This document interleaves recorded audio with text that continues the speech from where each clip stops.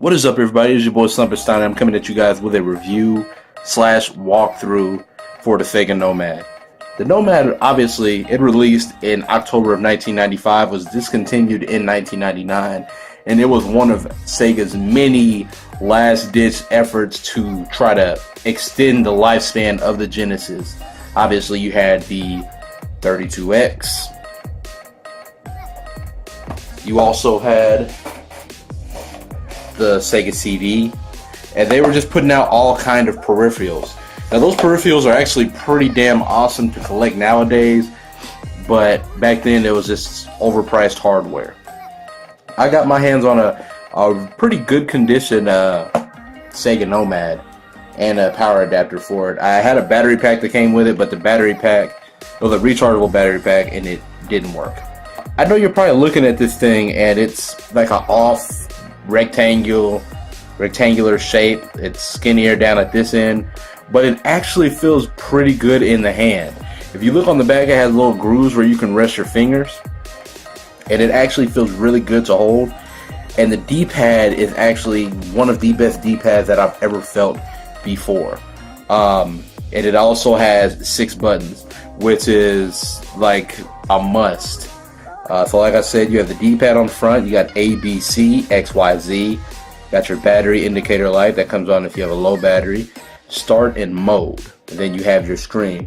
This is basically the same screen that was on the Sega Game Gear. Not the best screen, but I mean, it gets the job done. On the top, we have a power switch. We got a DC for the power adapter, have the cartridge slot.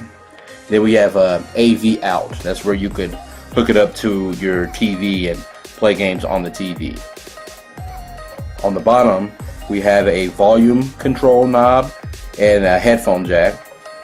And then we have a controller 2 port. You could plug in a second controller to play 2-player. And then this controls the brightness for the screen. There's nothing on the left or the right of the device. And then obviously on the back, you had your battery pack, where you would slide it on, and it makes this thing heavy as hell.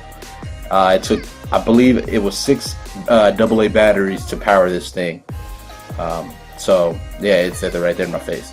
6 AA batteries, so you can just imagine how heavy this thing gets. And they're all in the middle, and it made it a little bit awkward to hold if you're using the battery. That is why I just use the power adapter.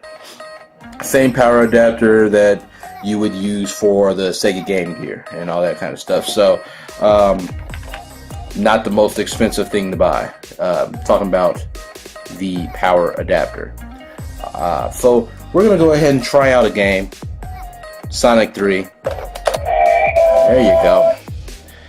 So, like I said, it has another thing that is a problem with it. Let me turn down the sound.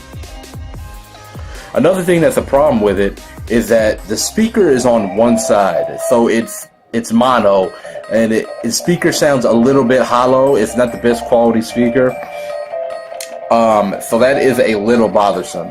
You know, I would have rathered if they're just gonna put one speaker, if they put it directly in the middle or something like that, and move these buttons over here. It just makes it a little bit awkward when you're hearing it, because you're only hearing it from the left side of the screen.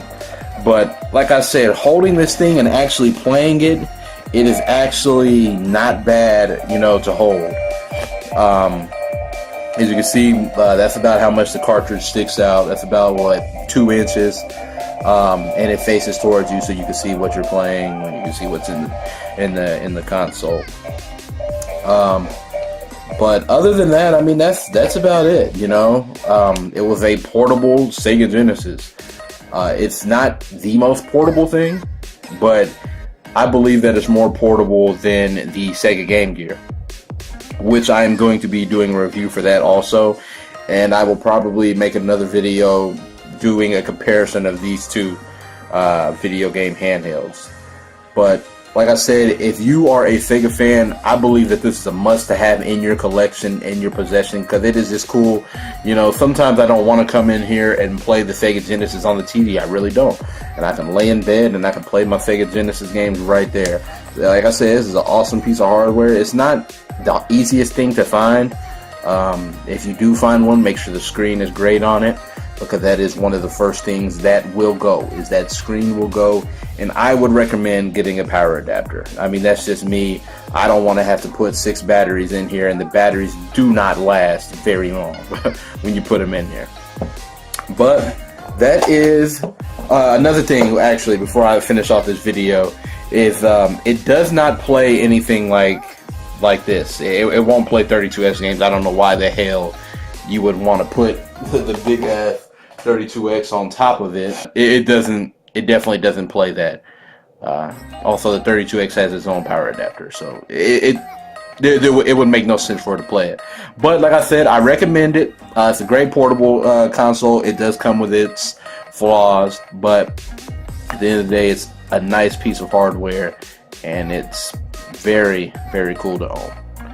Like, comment, and subscribe. If you have one, tell me if you like it. Do you like having it? Blah, blah, blah. If you don't, are you thinking about picking it up? I'll catch you guys later.